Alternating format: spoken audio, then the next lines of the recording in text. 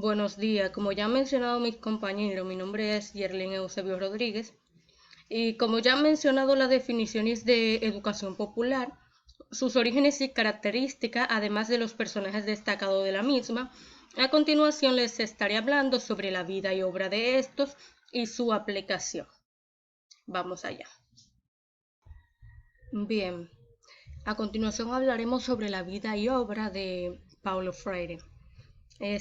Podríamos decir que al analizar otros procesos o aportes sobre la educación popular, es un concepto teórico práctico que se desarrolló en América Latina a partir del pensamiento de Paulo Freire. Esta surgió a fines de la década de 1960. Cabe destacar que la teoría de educación popular creada por Freire tiene los siguientes puntos: crítica y dialéctica, contexto, método y praxis. La crítica y dialéctica busca transformar al sujeto a partir de un proceso de educación contextual, que el oprimido tenga las condiciones para descubrirse y conquistarse reflexivamente como un sujeto de su propio destino histórico. Esto le da la oportunidad al hombre de no seguir reglas sociales predeterminadas y poder ser autónomo. Por otro lado, tenemos el contexto, que se define como que el hombre siempre está en relación con su contexto social. El hombre no puede ser apartado de la sociedad, porque somos seres sociales y somos individuos, ¿cómo se diría?, reflexivos. Por otro lado, tenemos lo que es el método, que Freire lo plantea como la utilización de los procesos orales fundamentales, que depende del marco de referencia en que se utilice, como la evaluación también será de manera contextual. Y dentro de este conglomerado tenemos lo que es la praxis, que dice Paulo Freire que toda teoría de la educación popular debe tener consecuencias prácticas. Cabe destacar que es un compromiso de los sectores más humildes con los marginados, por lo tanto la mayoría de sus prácticas se desarrollan desde comunidades campesinas, indígenas o bien suburbanas.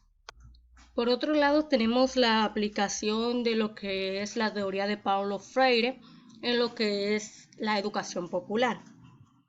Podríamos decir que en la educación popular se perciben a los participantes como personas potencialmente poderosas, quienes pueden cambiar la condición social que los rodea. Los sujetos en los procesos de educación popular definen sus propios problemas y aplican las lecciones de los éxitos y los fracasos a sus propias situaciones. Además, aprenden a reflexionar e interpretar críticamente sus propias formas de vida. Parten de la realidad para reflexionarla, entenderla y volver a ella. De igual forma, Freire plantea que la educación popular se sustenta pensando y hablando en grupos y entre grupos acerca de los eventos que han ocurrido en sus propias vidas, en donde los participantes identifican la forma de resolver los problemas confrontados. La educación popular se sustenta en los principios éticos políticos que apuestan a la construcción de las relaciones humanas equitativas y juntas en los distintos ámbitos de la vida. En ese mismo sentido, podríamos decir que no se considera el saber, el conocimiento, como un don que se entrega a quienes no saben, sino como el diálogo de saberes. Por lo tanto, el hecho educativo es un proceso de enseñanza y de aprendizaje que tiene como base el conocimiento de la gente que está participando en él. Dentro de las ideas de Freire tenemos que la educación popular, en relación a lo mencionado anteriormente, Freire afirma o entiende que enseñar no es transferir conocimiento, sino más bien crear posibilidades para una producción o construcción. Esto supone contextualizar la enseñanza plenamente, no solo mediante las dinámicas en el aula, sino trasladando al alumno al medio que los rodea. De esta manera vinculamos el proceso de enseñanza y aprendizaje con el contexto educativo. Esto supone que el oprimido descubra por sí mismo cuál es la realidad exterior y su contexto social. Dentro de los principales exponentes o pensadores de la educación popular, tenemos uno muy importante e influyente, que se trata nada más y nada menos que de Simón Rodríguez.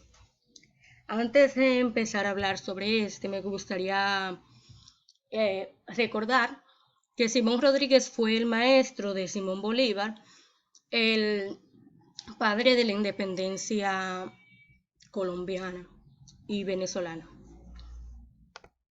El 10 de diciembre de 1825, Simón Rodríguez elabora el Plan de Educación Popular, que busca establecer una enseñanza que abrace a todas las ramas de instrucción y destinada a crear elementos profesionales de carácter técnico. Ahora bien, ¿quién fue Simón Rodríguez? El maestro Simón Rodríguez, como le mencioné anteriormente, fue el maestro de Simón Bolívar cuando él era niño y lo ayudó a tener esa visión de futuro y de independencia y autonomía.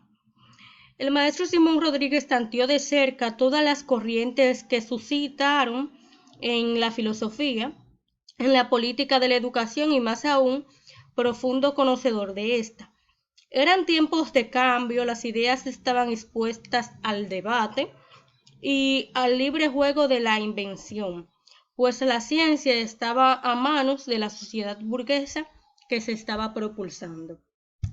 Ahora bien, lo importante aquí es el proyecto de educación popular del maestro, que éste contemplaba asumir el carácter político en tanto que habían que conformar personas útiles y con voluntad de trabajo para superar la situación de depresión en que se hallaba América, sin menoscabo de sus condiciones y consciente de que cada persona debía estar formada para asumir estos procesos. Ahora bien, cabe destacar que las características del proyecto de educación popular ejecutados por Simón Bolívar tuvieron lugar en un sitio llamado Chuquisaca de Bolivia. Dentro de las características de este proyecto de educación popular se encuentra el carácter inclusivo, las condiciones, el carácter social, un espacio para la liberación, un espacio para generar conciencia y ciudadanía, la voluntad de ser útiles, conocer nuestros propios idiomas, la dignidad y el contemplamiento o planteamiento del método pedagógico. Ustedes se preguntarán qué es todo esto. A continuación les vamos a dar una idea de qué quiere decir o qué identificaban cada una de estas características. Dentro del carácter inclusivo se tomaba en cuenta la incorporación de los niños pobres de ambos sexos, en el que tenían acceso a educación sin costo alguno. Por otro lado tenemos las condiciones, que estos eran los espacios en los que eran acomodados y ascadas, debidamente alojados, vestidos, alimentos, curados y percibir la instrucción, en donde habían buenos maestros conocedores de oficios de albañilería, carpintería, herrería, como base de la educación para el trabajo y la cualificación de los conocimientos de la mecánica posteriores a ellos, en relación con la mujer, otros oficios propios de su género y considerando sus fuerzas. ¿En qué se basaba este tipo de educación? En que no era una educación tradicional en donde simplemente se impartía conocimientos de historia, matemáticas, idiomas, sino que Simón Rodríguez buscaba que la sociedad naciente conociera todos los oficios y que pudiera defenderse ante la sociedad y desarrollarse de manera autónoma sin depender del gobierno o en caso de las mujeres depender de sus esposos. Por otro lado tenemos el carácter social, que era la ocupación a los padres de los niños recogidos para el trabajo y que eran socorridos cuando eran inválidos como parte de un plan de formación práctica de los niños. Cabe destacar que esta escuela, donde los mismos niños aprendían de labores sociales, de atención a los minusválidos o inválidos, permitía manejar los propios fondos de los niños, además de subvencionar, auxiliar, socorrer y amparar a los miembros de aquella sociedad. Y de igual forma evitar que las niñas fueran mujeres que se prostituyeran o usasen el matrimonio como un medio de asegurar su subsistencia, sino más bien que ésta aprendiera a ser independiente. Dentro de lo que es el espacio para la liberación, podríamos decir que este permitía el encuentro en donde había ocupación de día y por las noches se retiraban a sus casas. Y aquellos que querían se quedaban ahí, se planteaban ideas y metodologías para mantener de pie lo que es el proyecto de educación popular. Por otro lado, tenemos el espacio para generar la conciencia y la ciudadanía, en donde no había una matrícula, no había un determinado número de niños o de padres, sino que todos entraban de manera voluntaria acorde a sus necesidades. Y a su vez, esta escuela formaba a los jóvenes para asumir el proyecto en otras ciudades. Es decir, que Simón Rodríguez buscaba que las sociedades futuras hubieran educadores que tuvieran su misma visión y que llevaran a cabo ese mismo proyecto de educación popular. En otro sentido, tenemos lo que es la voluntad de ser útiles. Esta planteaba instruir y concientizar el trabajo creador, asignar las tierras y auxiliares en sus establecimientos, colonizar al país con sus propios habitantes. Esto era más que pensar en los grandes títulos y marcadas diferencias entre la oligarquía criolla, que era popular para entonces, y más bien asumir el campo desde la misma escuela. Hombres útiles para producir lo que comen y brindar a otros la oportunidad de producir. Otro punto importante en lo que es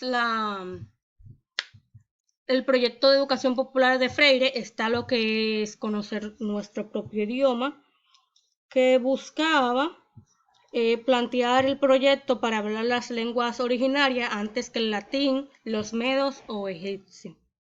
De igual forma, la dignidad, que era como el principio de la educación popular que propició Rodríguez y que buscaba, como bien lo dice la palabra, la liberación del hombre y de la mujer a partir del trabajo colectivo.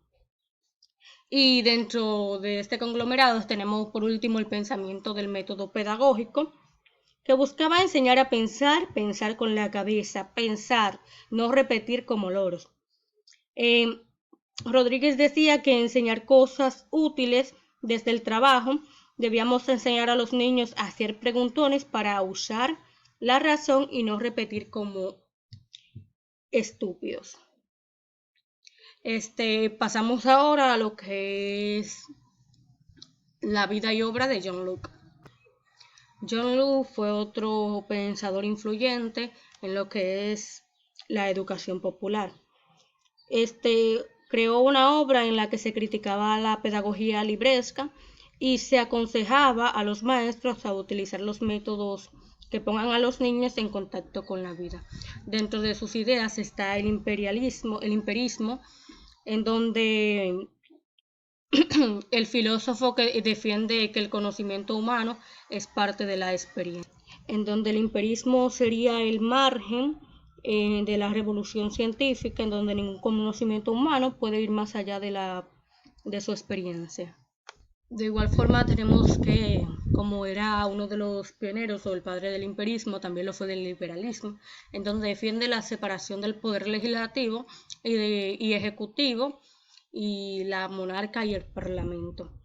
En ese mismo tenor tenemos lo que es el derecho, en donde él defendía la propiedad privada, la libertad y la vida y la búsqueda de la felicidad. Son derechos inalienables del hombre en donde no se le pueden ser negados. La igualdad, donde decía que las leyes se hicieron para los hombres y no los hombres para las leyes. El pacto social, donde los hombres se reunían en sociedades con el fin de asegurar una serie de derechos fundamentales que no existen en la naturaleza.